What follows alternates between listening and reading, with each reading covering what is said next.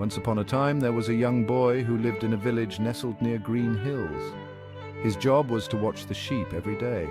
He kept them safe from danger. The boy liked his sheep, but he got bored easily. Watching sheep all day was a lonely job. The boy wished he had someone to play with.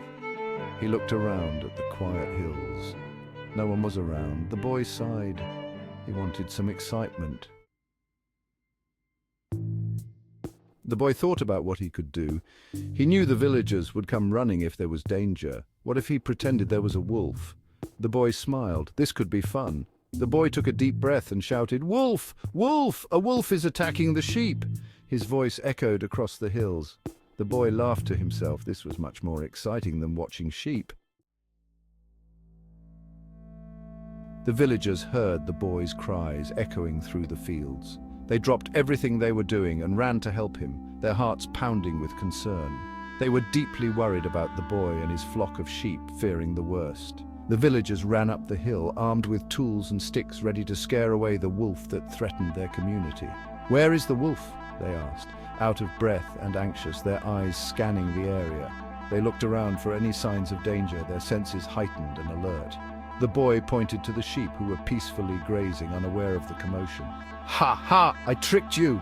he cried out with a mischievous grin. "There's no wolf!" The villagers were furious. They had been fooled and felt their trust betrayed. "Don't cry, wolf, when there is none, boy!"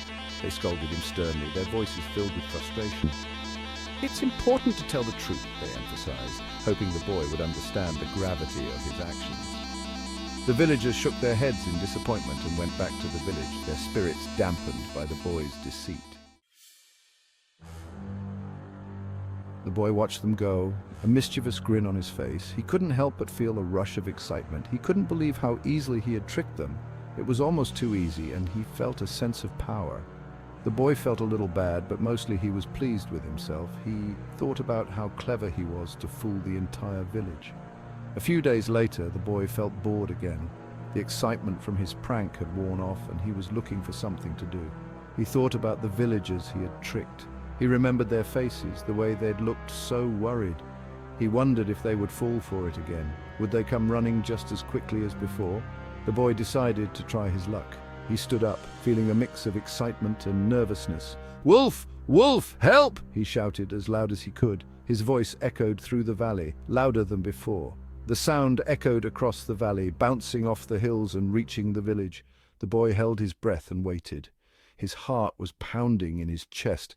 He didn't have to wait long. He could see the villagers in the distance running towards him. The villagers came running up the hill again. They looked worried and out of breath. They were furious when they saw there was no wolf. Their faces turned red with anger. "Boy, this isn't funny!" they yelled. "Stop wasting our time!" Their voices were loud and stern. The villagers were very upset. They couldn't believe they had been tricked again. The boy just shrugged and said, "I was only joking." He didn't seem to understand the seriousness of his actions. The villagers warned him, "One day there will be a real wolf." They looked at him with concern. "What will you do then?" they asked, hoping he would understand the gravity of the situation. "No one will believe you if you keep lying." Their words were filled with doubt and frustration. The villagers left, feeling frustrated and angry. They shook their heads as they walked away. Time passed, and the boy continued to watch his sheep. He tried to forget about the villagers' warnings. One day, as he looked across the field, he saw something moving in the bushes.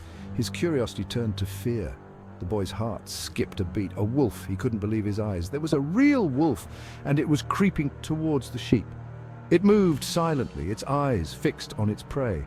The wolf was big and scary, with sharp teeth and glowing eyes.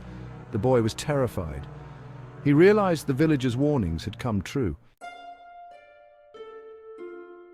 "Wolf! Wolf!" he screamed at the top of his lungs. "There's a real wolf! Please help!" The boy watched in horror as the wolf attacked one of his sheep. The other sheep scattered in fear, but this time no one came running. The villagers heard the boy's cries, but they ignored him. "Oh, not that boy again," they said. "He's just trying to trick us." The villagers continued with their work, not believing the boy's cries. They had been fooled too many times before. They didn't trust him anymore. The boy watched helplessly as the wolf attacked his sheep. to save them. Tears streamed down his face. He realized his mistake. His heart ached with regret and sorrow. He had cried wolf too many times, and now no one believed him, even when he was telling the truth. The field, once full of life, now felt empty and desolate. The wolf eventually left, and the injured sheep. The damage was done, and the boy felt the weight of his actions. The boy sat down on the hill, feeling sad and ashamed. He thought about how his lies had led to this moment. The consequences of his actions were now clear to him. From that day on, the boy always told the truth. He knew he had to rebuild the trust he had lost. He knew that trust was precious and easily broken. The village